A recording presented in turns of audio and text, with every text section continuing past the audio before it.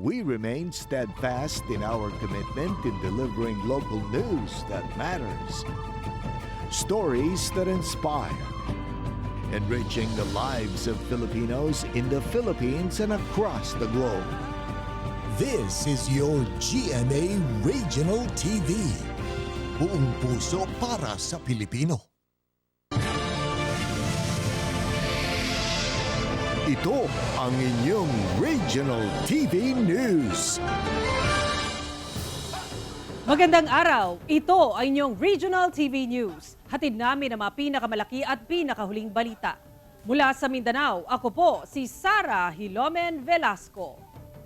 Mula rito sa Visayas, ako po si Cecil Kibod Castro. At mula naman dito sa Luzon, ako po si Chris Zuniga. Kilalang pastor sa Cagayan de Oro City na si Dimver Andales na nasangkot sa umunoy pagpatay sa Mr. Cagayan de Oro 2023 candidate na si Adrian Fornillos, inaresto ng kapulisan. Ang detalye sa live report ni Cyril Chavez ng GMA Regional TV 1 Mindanao. Cyril? Yes, Sara, tama yan. Arestado ng kapulisan si Pastor Dimver Andales at ang junior pastor nito sa bisa ng warrant of arrest sa kasong murder dahil sa nasabing pagkakadawit nito sa umano'y pagpatay kay Mr. Cagayan de Oro 2023 candidate Adrian Fornillos.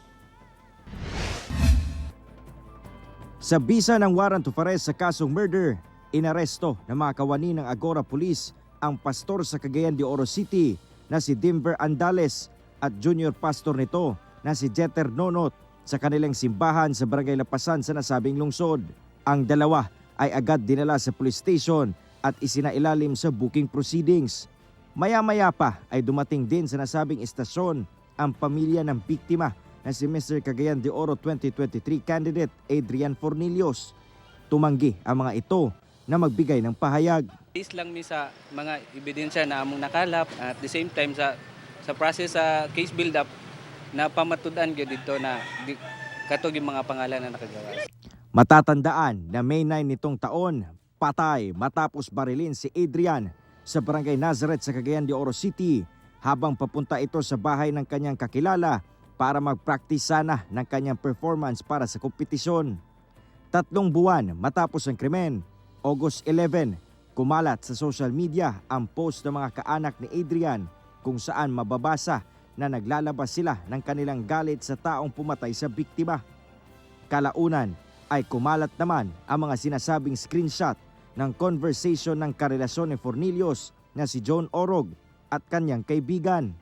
Sa nasabing screenshot, mababasa ang pag-uusap ng dalawa sa umano'y relasyon ni John sa isang pastor. At doon na lumabas ang pangalan ni Pastor Andales. Pero ang lahat ng paratang na ito ay itinanggi ng kampo ni Pastor Andales. Anila, handa raw nilang harapin ang kaso na isinampa laban sa kanila. Binigyang diin ng kampo ang pagka-inosente ni Andales sa nasabing kaso. Kinumpirma rin nila na murder ang kaso na kanilang kinakaharap. Respeto kita sa atong hostesya, no?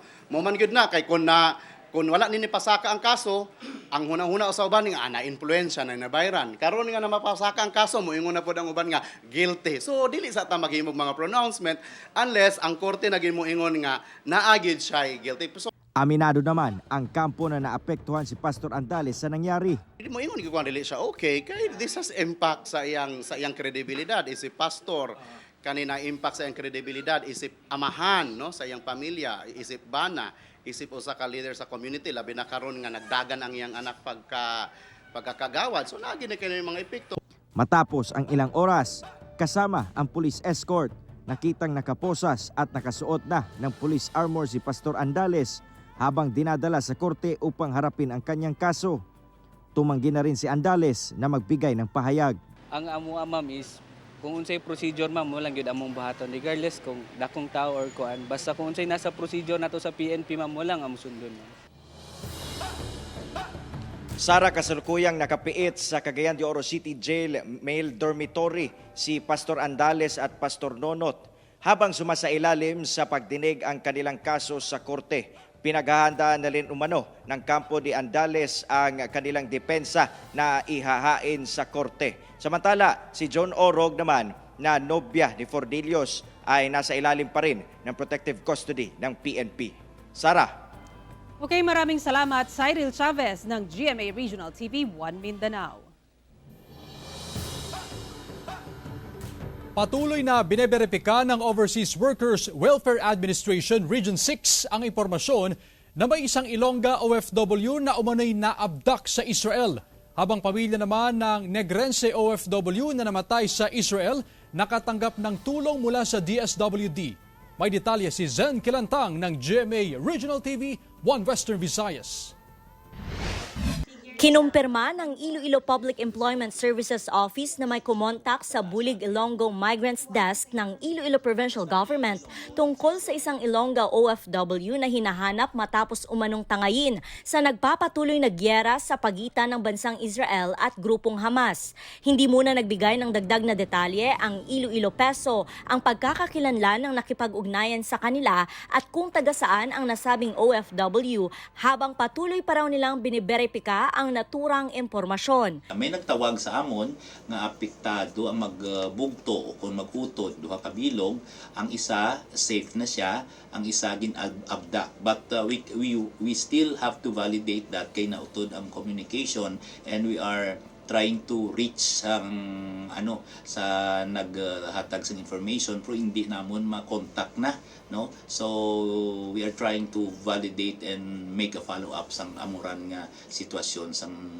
magutod. Matatandaang ni-reactivate ng Iloilo Provincial Government ang Operation Bulig Ilonggo Migrants Desk upang mag-assist sa mga OFW na nasa Israel at kanilang mga kaanak. Bukas ito 24/7 at maaaring kumontak sa pamamagitan ng hotline at social media accounts ang mga OFW o kanilang mga pamilya. Sinabi ng OWA Region 6 na wala pang pamilya na dumulog sa kanila upang iparating ang kaparehong impormasyon. Once, ma'am, na nag-report ang family here sa office, ini-endorse namin siya sa embassy natin, ma'am. Sa 140,258 na OFW na mula sa probinsya ng Iloilo, 194 sa mga ito ang nagtatrabaho sa Israel. Siniguro naman ng Iloilo City LGU ang tulong sa mga OFW na marirepatriate.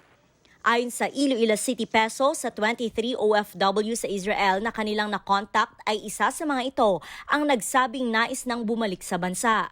Halos isang oras lang ang layo ng lokasyon ng nasabing OFW mula sa sentro ng bakbakan sa Israel. Nagbigay naman ng kabuuang 40,000 pesos na cash assistance ang DSWD-6 sa pamilya ni Loretta Alacre sa Cadiz City, Negros Occidental. Si Loretta ay isa sa 3 Pinoy na napatay sa gyera sa Israel. Magbibigay din daw ang ahensya ng dagdag na 10,000 pesos na burial assistance sa oras na dumating ang mga labi ng OFW sa Pilipinas. Siniguro rin ng Cadiz City LGU na magbibigay ng tulong sa pamilya Alacre. Mula sa GMA Regional TV 1 Western Visayas, Zen Kilantang, nagbabalita para sa GMA Integrated News. Nagrambol ang 2 grupo ng LGBTQIA+ sa Talisay City, Cebu. Mga sangkot sa gulo ipinatawag na ng Talisay City LGU. Ang detalye sa ulat ni Alan Domingo ng GMA Regional TV Balitang Bisdak.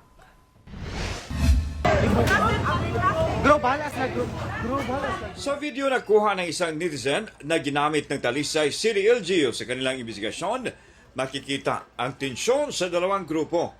Nakuha ng video ang rambol na nangyari umaga noong linggo. Sa video makikita ang isang tao na pinagtutulungang sabunutan at pagsusuntukin. Nagkarating sa atensyon ng Talisay City LGU ang nasabing gulo kaya agad na ipinag-utos ni Mayor Samsam Gulyas na imbestigahan ang insidente. Ipinapatawag ng alkalde ang mga sangkot sa gulo. The first option would be to call both parties to settle it amicably. Because if it can be settled amicably, then we're putting a period on that incident already. Ayon sa inisyal na impormasyon na nakuha ng lokal na pamahalaan, nakainom ang masangkot sa gulo. Inaalam pa kung ano ang pinagmulan ng nasabing away. Kahit pa man sa insidente nilinaw ng alkalde na naging matiwasay at mapayapa sa kabuuan ang pagdiriwang ng kapistahan ni Santa Teresa nitong weekend. Mula sa GMA Regional TV Balitang Bisdak, Alan Domingo nagbabalita para sa GMA Integrated News. Isang 8 taong gulang na bata sa Mangaldan, Pangasinan ang hinabol at sinakmal ng asong nagpositibo sa rabies. Pagbabawal sa mga asong gala muling hinigpitan kasunod ng positibong kaso ng rabies. Naritong report ni Russell Simorio ng GMA Regional TV 1 North Central Luzon. Sugatan ng 8 taong gulang na bata na si Angel, hindi tunay na pangalan, matapos pagkakagati ng asong gala sa barangay Malabago, Mangaldan, Pangasinan. Kwento ni Angel, sinakmal ng aso ang kamay ng bata. Tinatawag ko po yung kuya ko, tsaka tatawagin ko po para po kumain. Tsaka nung nasabat ko po yung aso, bigla niya pong yung kamay ko. Ginuyod-guyod ko po yung kamay ko hanggat sa tumakbo yung aso. Yung aso tumalon, kinuha yung kamay niya. Ginaganyan yung bata talagang gigil yung aso. Binakunahan na ng anti-rabies si Angel, pati ang kanyang pamilya. Inikot-ikot po namin nung gabing po yung aso po, pero wala pong may alam po kung kanino. Katapos kinagat po, dinala namin po agad sa ospital po. Ayon sa Municipal Agriculture Office, namatay ang asong kumagat sa biktima 2 araw matapos ang insidente. Isinailalim ito sa pagsusuri at lumabas na positibo sa rabies ang aso. Nagsagawa ng malawakang anti-rabies vaccination sa mahigit 300 na alagang aso at pusa sa barangay. Confirm po na yung aso ay positive sa rabies. Napaka-importante po na madala agad yung pasyente po na nakagat sa pinakamalapit na Animal Bite and Treatment Center kasi malaki po yung tsansa na mahawaan po sila ng rabies. Inaalam na ng barangay council kung sino ang may-ari ng asong nakakagat kay Angel. Mula sa GMA Regional TV 1 North Central Luzon, Russell Simorio nagbabalita para sa GMA Integrated News. Nasa 1,000 kilo ng alimango ang inihahanda na ng LGU sa Bugay, Cagayan para sa nalalapit na Crab Festival. Kalinisan sa mga ilog pinapanatili para sa saganang produksyon ng alimango. Narito ang report ni Joan Ponsoy ng GMA Regional TV 1 North Central Luzon. Muling malalasap ang tumpok-tumpok na alimango sa nalalapit na Crab Festival sa Bugay, Cagayan. Ipagdiriwang ito sa October 26 to 27, pero highlight na aktibidad sa October 27 na magsisilbing Crab Festival Day. We will be preparing about 1,000 kilos of crab para ipakita namin na marami kaming crabs sa Bugay dahil fiesta, it's a Thanksgiving sa mga produkto namin because we will be presenting other recipes. 1 tonelada o 1,000 kilong alimango ang sabay-sabay na pagsasaluhan bilang pasasalamat sa biyaya na natatanggap sa bayan. Ito na ang ikalawang beses na ipagdiriwang ang Crab Festival. Target din ng lokal na pamahalaan na makapag-produce ng frozen crab na pang-export quality. We are also trying now mag-presenting kami ng mga na-blast, dumaan sa blast freezer yung ibang crabs namin. Because later on, we will be offering also frozen crabs. Dahil daw sa malinis na kailugan kung bakit saganang ani o produksyon ng alimango sa bayan. Pinapanatili ito ng mga residente at lokal na pamahalaan. Ayaw naming pabayaan. Marami kaming malalaking crabs, pero marami ring maliliit ngayon. Katamtaman, kasi nanganganak tong mga crabs namin sa dagat, lumalabas sila and then babalik. Mula sa GMA Regional TV 1 North Central Luzon, Joan Ponsoy, nagbabalita para sa GMA Integrated News. Ito ang inyong Regional TV News. Police escort o convoy ni Misamis Occidental Governor Henry Uwaminal tinambangan. 2 sasakyan ng mga pulis na pinsala. Wala namang nasaktan sa insidente. Pasado 11:00 linggo ng gabi nang may sumabog sa security convoy ni Misamis Occidental Governor Henry Uwaminal sa poblasyon 2 sa bayan ng Clarin, Misamis Occidental. Napinsala ang 2 sasakyan ng pulis kung saan nangyari ang pagsabog. Wala namang nasaktan sa insidente. Sa investigasyon ng pulisya, isang pinaniniwalaang improvised explosive device ang ginamit sa pagpapasabog. Ayon sa gobernador, pauwi raw sana siya sa kanyang bahay sa Osami City nang mangyari ang insidente. Tila pag-atake raw ito sa kanya at sa kanyang police escorts. Inatasan na ng Police Regional Office 10 ang Misamis Occidental Police Provincial Office para sa agarang paglutas sa kaso at mas pinahigpit pang seguridad sa probinsya. I am safe and I am now here at home. ang atong mga kapulisan ana karon na-alerto o nag-ariglar sa maong krimen. Ang ato ang kapulisan sa Misok nagpahigayon karon og labi na ang ato ang region, ang ato ang Pikutan or kaning Provincial Explosive Canine Unit nagpahigayon og clearing operation, and after that they will be conducting a post-blast investigation og ginahulat pud nato karon ang resulta sa maong post-blast investigation para atong masuta kung unsa nga klase nga ang miboto, no, ekwipo nga miboto. Dating municipal administrator sa bayan ng Albuera, Leyte patay matapos barilin sa ulo ng malapitan ng hindi pa kilalang sararin. Nangyari ang insidente noong Biyernes ng gabi sa Barangay Poblasyon. Kinilala ang biktima na si Armando Meneses, 52 anyos at may asawa. Sa inisyal na investigasyon ng Albuera Police, ang biktima nakaupo lang sa upuan malapit sa seawall habang nakatingin sa kanyang gadget. Sa kuha ng CCTV, makikita ang paglapit ng isang lalaki sa likuran ni Meneses at binaril siya ng malapitan sa ulo. Itinakbo ang biktima sa Ormoc Doctors Hospital kung saan siya idiniklara na dead on arrival. Ayon kay Police Major Miguelito Bucade, ang hepe ng Albuera Police Station, personal na alitan ang tinitingnang posibleng motibo ng kaso. Patuloy pa ang iniimbestigahan ng pulisya ang insidente. Dalawang insidente ng sunog ang naitala sa magkahiwalay na lugar sa bayan ng Pamplona, Camarines Sur at Labo sa Camarines Norte. May detalye si Jessica Kalinog ng GMA Regional TV Balitang Bicolandia. Nagulantang ang mga residente ng Barangay Tambo, Pamplona, Camarines Sur. Alas 3 ng madaling araw kahapon, Oktubre 16, nang sumiklab ang sunog sa isang gusali sa lugar. Magkakatabing motor shop, maliit na bakery at pwesto ng dealer ng palay ang natupok ng apoy. Nadamay pa maging ang bahay ng may-ari nito.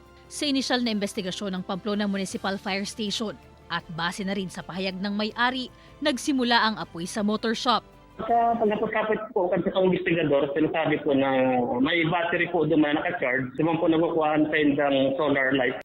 Totally damaged ang lahat ng apektadong establishmento na pawang gawa sa mga combustible material. Sa ngayon, inaalam pa ang kabuuang halaga ng pinsalang iniwan ng sunog. Isang motor shop din sa Barangay Anahaw, Labo, Camarines Norte ang nasunog pasado alas 7 linggo ng gabi nitong Oktubre 15. Agad namang rumisponde ang BFP Labo pero naging pahirapan ang pag-apula sa apoy dahil flammable ang laman ng motor shop. Nadamay din maging ang katabing establishmento na pawang mga foam ang laman. Kung maaaring sa electrical po ang nangyari sunog or else naman po dun po sa mga baka po may naiwanan silang niluluto doon kasi po ang possibility po na nagsimula ang sunog dun po sa pinaka-inner part po talaga nung area. Patuloy pang inaalam sa ngayon ng mga otoridad ang pinagmulan ng apoy at ang halaga ng pinsalang iniwan nito. Panawagan naman ng Bureau of Fire Protection sa publiko.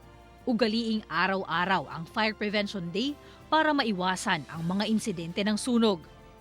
Mula sa GMA Regional TV Balitang Bicolandia, Jessica Kalinog, nagbabalita para sa GMA Integrated News. Pasintabi lang po mga kapuso, inireklamo ng ilang residente sa isang barangay sa Batangas City ang mga langaw na nagmumula sa isang manukan. Ang detalye sa report ni Denise Abante ng GMA Regional TV Balitang Southern Tagalog. Kama yan. Kama namin yan. Pero, nakakadiri higaan. Puro langaw. Iyan daw ang gabi-gabing problema ng 38 anyos na si Rhea sa tuwing matutulog sila. Ang dapat sana'y mahimbing na pagtulog na papalitan ng inis at pangamba dahil ang mga katabi niya sa kama, hindi lamang ang mga anak at ang kanyang asawa, kundi pati na rin mga langaw na. Nang puntahan ng GMA Regional TV, Balitang Southern Tagalog ang lugar ni Rhea, bumungad sa news team ang mga langaw sa mga fly trap ng ilang mga residente sa lugar. Bukod po sa hindi kami makakain ng maayos, hindi rin makatulog, talaga pong pati mga pagkain namin, ang dami po natatapon. Kasi pag nadapuan, nag-iiwan sila ng itlog, nagkakaroon ng uod. Kaya hindi na po namin makain. Ang itinuturong dahilan ng mga residente sa pagdami ng langaw ang poultry farm na malapit sa lugar. Ayon sa pamunuan ng poultry farm, posibleng ang pag-uulan itong mga nakaraang araw na lumulusot sa mga sirang yero na nagiging dahilan ng pagkabasa ng mga dumi ng manok ang siyang rason ng pagdami ng langaw sa lugar. yung paghigop ng maduming bagay doon sa septic tanks namin. Yung fishnet to avoid yung entrance, exit ng langaw, pinalitan na rin namin dahil medyo may mga butas na rin. Puspusa na rin umano ang pagsasaayos ng mga sirangyero at ang paglilinis ng mga dumi ng manok sa manukan. Hiling ng mga residente gaya ng 78 anyos na si Aling Ligaya na kaagad masolusyonan ang problema nila sa mga langaw. Gusto nga namin mawala yung langaw na yan para naman makaayos sa bahay. Pagtitiyak ng pamunuan ng poultry farm na palagi silang nakikipag-ugnayan sa barangay at sa City Environment and Natural Resources Office. Open naman kami sa aming mga kapitbahay. Every time na meron sa kanila, kahit konti pa lang, sa amin para mabigyan namin ng gamot, pang-stage, para hindi na kumalat. Hindi pwedeng pabayaan kasi sabi ko nga, reklamo na ng diretso. O sinarado, isarado na ng istulo yan. Kasi nung una, okay naman palagi. Tumawag at nagpadala na rin ng mensahe ang GMA Regional TV, Balitang Southern Tagalog sa Batangas City Enro, ngunit wala pa silang tugon hinggil dito. Mula sa GMA Regional TV, Balitang Southern Tagalog, Denise Abante, nagbabalita para sa GMA Integrated News. Ito ang inyong Regional TV News. Kaanak ng isang guro sa Tuwi, Batangas na 3 araw nang nawawala, nananawagan ng tulong. 3 araw nang pinaghahanap ng kanyang pamilya ang 26 anyos na guro at beauty queen na si Catherine Camilon, residente ng Barangay Rillo, Tuwi, Batangas. Matapos itong umalis ng kanilang bahay, mag-alas 6 ng gabi noong Biyernes sakay ng kanyang SUV. Ayon sa kanyang ina, huli raw niyang nakausap ang anak noong Biyernes nang magpaalam itong pupunta sa Batangas City. At huling mensahe raw ng kanyang anak na nasa isang gasolinahan siya sa Bawan, Batangas. Ilang oras pa ang nakalipas, hindi na nila matawagan si Catherine. Walang CCTV sa gasolinahang unang pinuntahan ng PNP, ngunit patuloy pa rin silang nagsasagawa ng backtracking sa iba pang posibleng pinuntahan ng nawawalang guro. Nagpapatuloy ang investigasyon ng PNP sa insidente. Upon receipt of the said information to MPS, conducted flash alarm in relation to the reported missing person to locate and ascertain the whereabouts of Miss Catherine Camilon. Nag-request na din po tayo ng mga CCTV kung saan po siya huling na-update ng pamilya. Kung nasaan ka man at sana ikaw ay maayos, sana iligtas ka, anak. Umuwi ka na at ikaw ay hinihintay na namin. Miss ka na namin, anak. Tinatayang 20 cobra sightings na ang naitala ng isang wildlife non-government organization sa Benguet mula Enero hanggang Oktubre ngayong taon. Pinakahuli rito ang nakita sa malapit sa bubong ng isang bahay sa Barangay Bekel sa La Trinidad, Benguet. Wala naman daw nasaktan o nasugatan noong araw na makita ang cobra. Hindi rin nahanap ng NGO ang cobra pero nakita ang pinagbalatan nito. Karamihan din umano sa mga cobra nakita sa mga masusukal na lugar. Ilan din sa mga ito ang buhay at mayroon na ring namatay. Importante umanong makipag-ugnayan sa otoridad sakaling makakita ng cobra. Inaaral ng NGO ang dahilan ng sightings ng cobra sa lugar.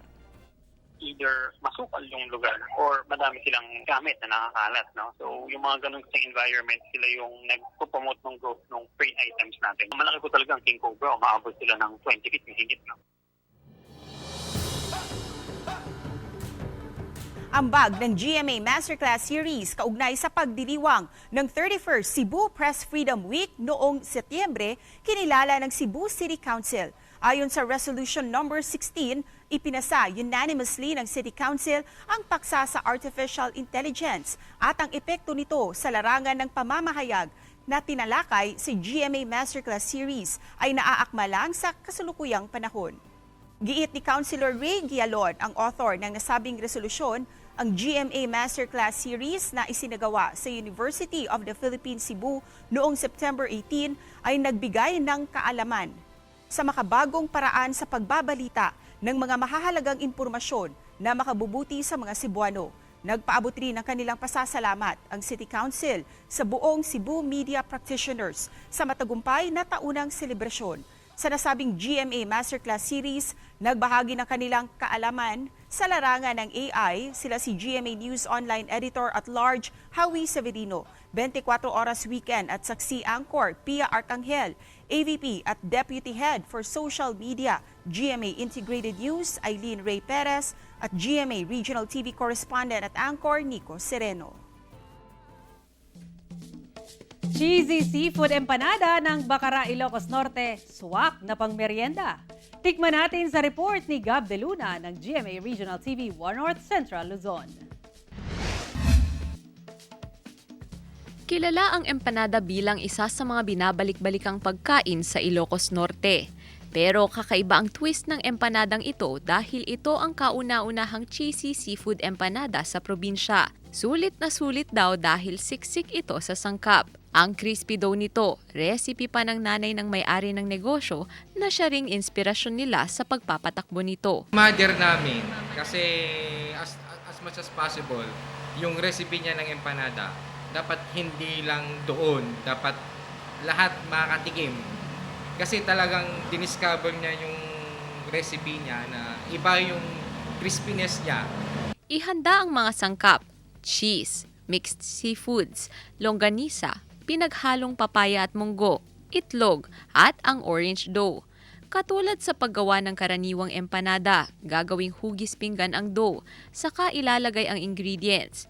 Titiklupin, saka tatanggalin ang sobrang dough. Dito na ito piprituhin sa mainit na mantika at hihintaying maging crispy ang dough. Yung sobrang sarap niya at saka yung crunchy ng kanyang wrapper, tsaka yung vegetable niya, sobrang sarap. Bukod sa kakaibang sangkap nito, binabalik-balikan din ang crispy dough ng empanada.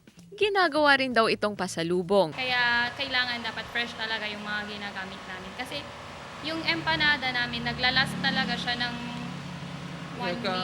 1 week kapag naka-ref. Mula sa GMA Regional TV 1 North Central Luzon, Gab De Luna, nagbabalita para sa GMA Integrated News. Mga kapuso, 69 na araw na lang bago magpasko. Samantala, mapapanood niyo po ang episode na ito sa official website ng GMA Regional TV, www.gmaregionaltv.com. Pwede rin kayong bumisita sa aming official YouTube channel, GMA Regional TV, at i-click ang subscribe button para sa pinakamaiinit na balita mula sa mga rehiyon. Nais naming pasalamatan ang mga kapuso sa iba't ibang panig ng Pilipinas, maging ang mga kapuso natin abroad. Dahil sa GMA Regional TV, local news matters. Kami ang Regional TV News, buong pwersa para sa mas malaking misyon at mas malawak na paglilingkod sa bayan.